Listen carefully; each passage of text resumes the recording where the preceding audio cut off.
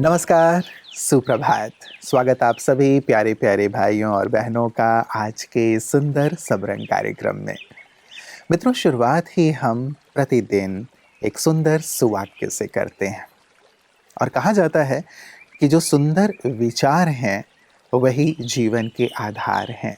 सुंदर विचारों से सुंदर कर्म होते हैं और सुंदर कर्म हैं तो हमारा भाग्य भी सुंदर अर्थात श्रेष्ठ हो जाता है। तो विचारों का बहुत महत्व है जीवन में। हमें विचार करना चाहिए कि किस प्रकार के विचारों में हम रहते हैं। शुरुआत तो बहुत अच्छी होनी ही चाहिए दिवस की अच्छे विचारों से। जैसे ही हम उठते हैं, मेरा आज का दिन ऐसा होगा, बहुत सुंदर, बहुत श्रेष्ठ, इन विचारों से ही हम शुरुआत करें। उन विचारों को सस्टेन करें सारे दिन और रात्रि में आप पाएंगे कि सचमुच उन विचारों ने कितने अच्छे अच्छे कर्म आपसे कराए और आपको पूरी अपनी दिनचर्या पे एक सुंदर आत्मसंतोष का भाव अपने अंदर महसूस होगा। तो आइए ले चलता हूँ आपको आज के सुंदर सुवाक्य की ओर, जहाँ से शुरुआत होती है हमारी सबरंग की भी और हमारी दिनचर्या की भी।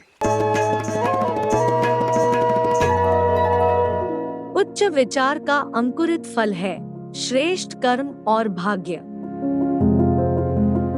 मन में उठे उच्च विचारों को जब सही तरीके से पोषित किया जाता है तो उसका फल अति सुंदर और मीठा होता है।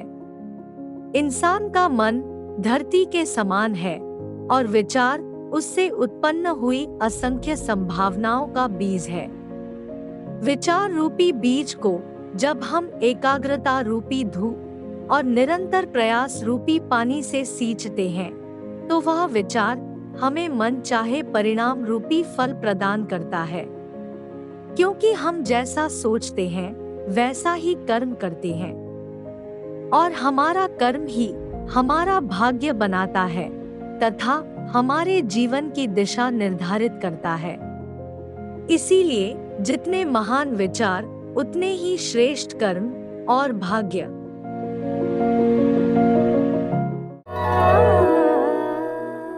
मित्रों, विचार तो सुंदर हों ही, लेकिन सुंदर विचारों को कार्यों में परिणत करना, कर्म में लाना नितांत आवश्यक है।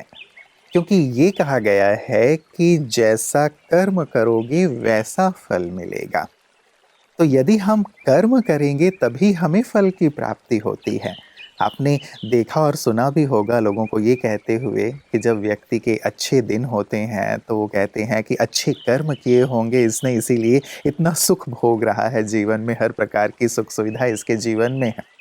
और जीवन में जब कभी कोई तकलीफ आती है, व्याधि आती है या परेशानियां आती हैं, तब भी लोग यही कहते हैं कि बुरे कर्मों का फल है, बुरे कर्मों का परिणाम है। तो कहने का भाव, कर्म ही कारण बनते हैं हमारे जीवन के सुख और दुख के। तो क्यों ना हम अपने कर्मों को श्रेयस्कर, सुखदायी या पुण्य से भरे हुए बनाएं ताकि हमारा आने वाला कल सुखों से भरा हुआ हो। और आइए इस सुंदर बात के साथ चलते हैं अगले सेगमेंट, सेहत की ओर। ओम शांति।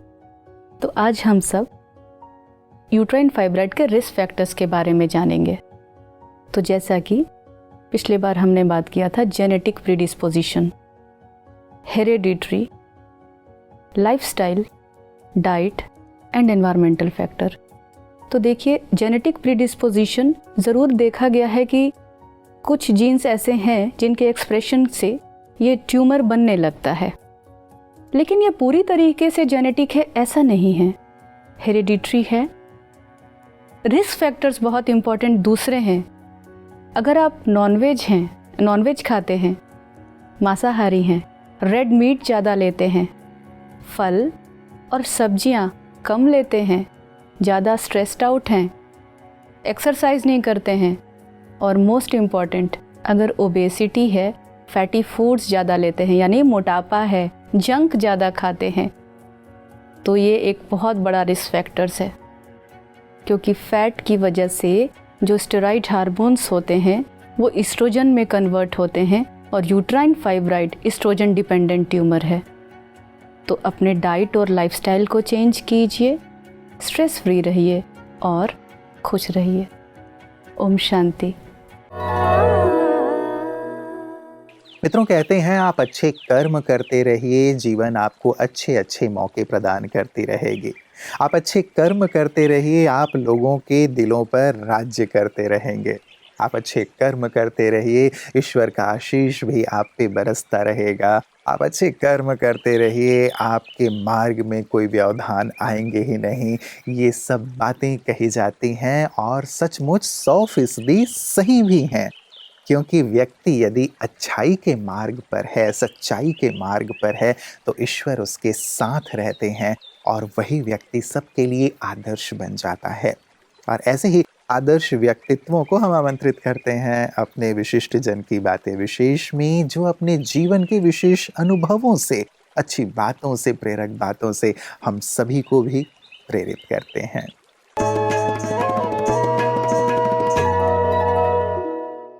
सबसे बड़ी ये संस्था में टोटल ट्रांसपेरेंसी, सबने देना ही देना है, लेना किसी ने कुछ नहीं जी है। पैसे का कोई प्रश्न ही नहीं है, यहाँ विषय नहीं है, सेवाएं सेवाएं देना है सबने।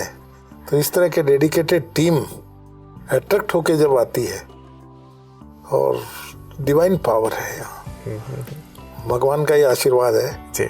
और वो सभी से, अब आप मेरा इंटरव्यू ले रहे हो ना, है ये भगवान आपसे काम करवा रहा है। बिल्कुल सर, ऐसा समझिए, ऐसे नोबल वर्क में आप जुड़े हो, पवित्र काम में जी। है। इसकी पैरेलल कोई संस्था मुझे दिखती नहीं। टोटल डिवोशन हजारों लोगों का, लाखों लोगों का मेरे नजर में दिखता है ना। जी जी जी। और ये भी नहीं, राष्ट्र निर्माण के अपने बूते से एक नई दिशा दी जा रही है यहाँ। सोलर प्रोजेक्ट एक अपने में ही अनोखा प्रोजेक्ट है। मैंने बहुत सोलर प्रोजेक्ट देखे जी। मेरे राजभवन में भी है, पर नो कंपैरिजन टू दिस।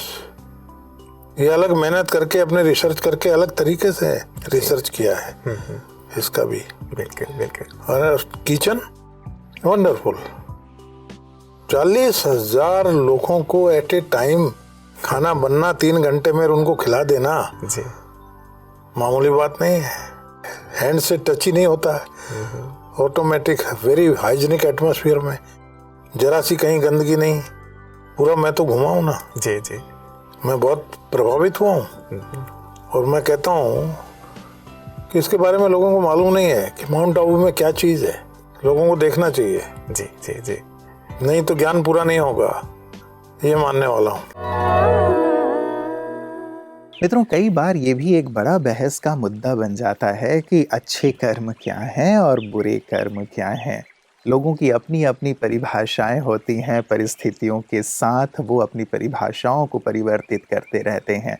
लेकिन इसकी स्पष्ट रूप से जो व्याख्या है और अच्छे कर्म करने की शक्ति या सामर्थ्य है, वो कैसे प्राप्त हो, ये ब्रह्मा कुमारियाँ हमें सिखाती हैं। आध्यात्मिक ज्ञान के माध्यम से सुंदर प्रकाश के कर्म कैसे हों और अच्छे कर्म करने की शक्ति मेडिटेशन, ध्यान के माध्यम से भी वो हमें सिखाती हैं। तो स्वयं भी श्रेष्ठ कर्म करते हुए औरों के लिए आदर्श बने हुए ब्रह्मा कुमारी बहनें किस प्रकार से समाज की सेवा कर रही हैं, श्रेष्ठ कर्म करने की प्रेरणा सबको प्रदान कर रही हैं, आइए देखते हैं पीस न्यूज़ हाइलाइट्स में।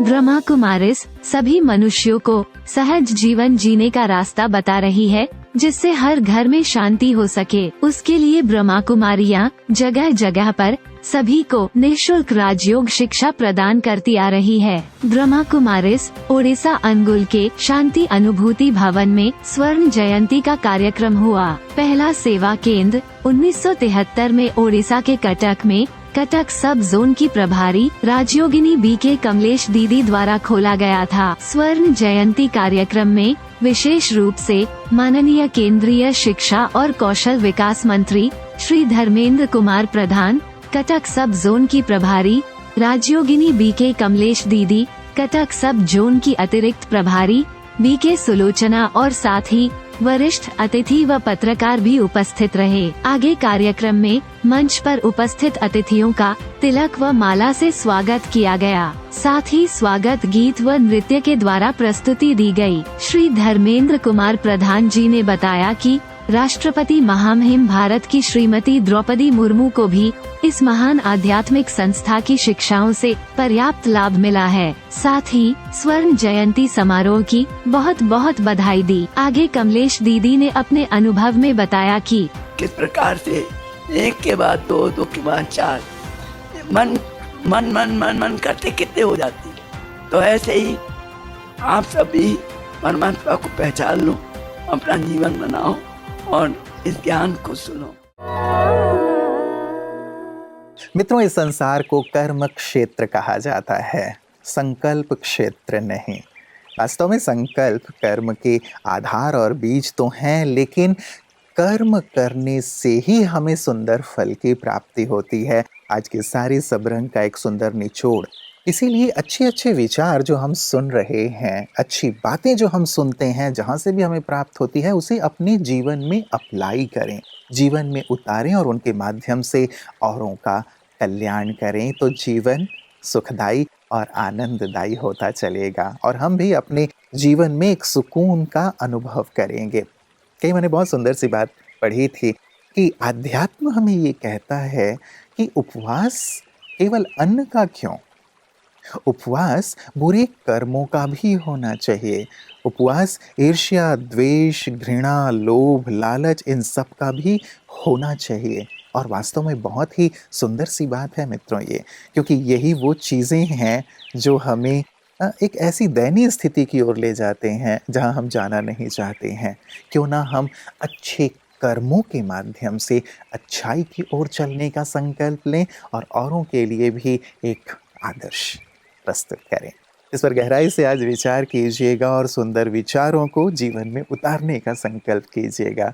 कल पुनः इसी वक्त आप सभी से मुलाकात होगी। तब तक अपना ख्याल रखिएगा। नमस्कार। ओम शांति। जीवन के